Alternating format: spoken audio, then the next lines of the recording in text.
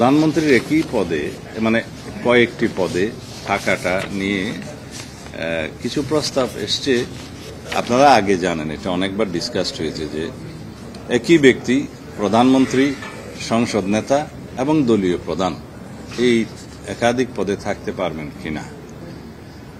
বিস্তারিত আলোচনা শেষে অধিকাংশের মধ্যে একটা মতামত এসছে যে প্রধানমন্ত্রী এবং তার সাথে সংসদ নেতার ভূমিকাটা প্রায় অঙ্গাঙ্গিভাবে জড়িত।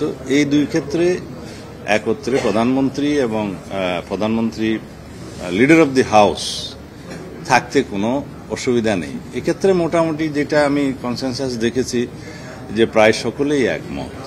কিন্তু দলীয় প্রধানমন্ত্রী হতে পারবেন কিনা এই ক্ষেত্রে কিছু বিতর্ক হচ্ছে। তা আমাদের দলের অবস্থান, আমরা যৌক্তিকভাবে লিখিত প্রস্তাবও আগে জমা দিয়েছিলাম আমাদের দলের পক্ষ থেকে, এবং প্রথম পর্ব এবং দ্বিতীয় পর্বের আলোচনাতেও আমরা সেই একই যুক্তিগুলো দিয়েছি। তার মধ্যে আপনাদের মাধ্যমে জাতিকে জানানোর জন্য কয়েকটি যুক্তি আমি আপনাদের মাধ্যমে উপস্থাপন করতে চাই। পৃথিবীর গণতন্ত্রের সূতিকাগার হিসাবে আমরা যুক্তরাজ্যের উদাহরণটা দিয়ে থাকি।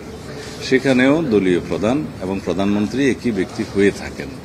কয়েকটি দেশে মাঝে মধ্যে এটার ব্যতিক্রম হয়ে থাকে, তবে সেটা সংসদীয় দলে যারা সরকারি দলের যে পার্লামেন্টারি পার্টি হয় সেই পার্টি ডিসাইড করে যে পার্টি কাকে প্রধানমন্ত্রী হিসাবে সিলেক্ট করবে।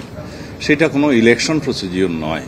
যারা মেজরিটি পার্টি হয় পার্লামেন্টে অথবা জোট হয় তারা পার্লামেন্টারি পার্টি ফর্ম করে তারা ডিসাইড করে কোন ব্যক্তি প্রধানমন্ত্রী হবেন।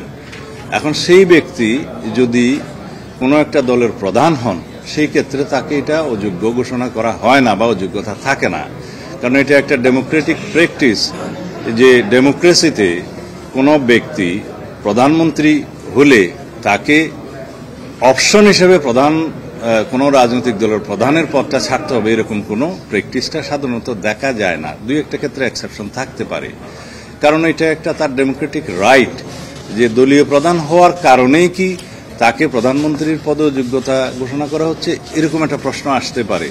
আর দলীয় প্রধান যে সবসময় প্রধানমন্ত্রীর পদ অলঙ্কৃত করবেন এমন তো কথা নয়।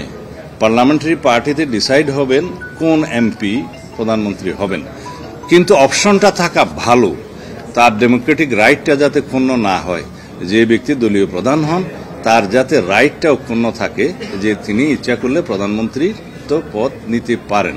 সেই জন্য আমরা বলেছি যে এটা ওপেন থাকা ভালো, যে দলীয় প্রধান ইচ্ছা করলে প্রধানমন্ত্রীত্ব নিতে পারেন যদি পার্লামেন্টারি পার্টিতে ডিসাইড হয়। আর যদি পার্লামেন্টারি পার্টিতে ডিসাইড হয় যে তাকে প্রধানমন্ত্রী করা হবে না, অন্য একজনকে করা হবে, সেটা পার্লামেন্টারি পার্টির ডেমোক্রেটিক রাইট চর্চা, সেটা ওপেন রাখার ক্ষেত্রে আমরা আমাদের সাজেশন দিয়েছি এবং পৃথিবীর বিভিন্ন দেশের উদাহরণ টেনে আমরা বলেছি যে যেহেতু দলীয় প্রধানমন্ত্রিত্ব হওয়ার ক্ষেত্রে কোনো যোগ্যতা হতে পারে না, সেই জন্য এই অপশনটা থাকা উচিত, তার ডেমোক্রেটিক রাইটটা অক্ষুণ্ণ থাকা উচিত যে দলীয় প্রধান ইচ্ছা করলে যদি পার্লামেন্টারি পার্টি ডিসাইড করে তিনি প্রধানমন্ত্রী হতে পারবেন। এটা হচ্ছে আমাদের যুক্তি।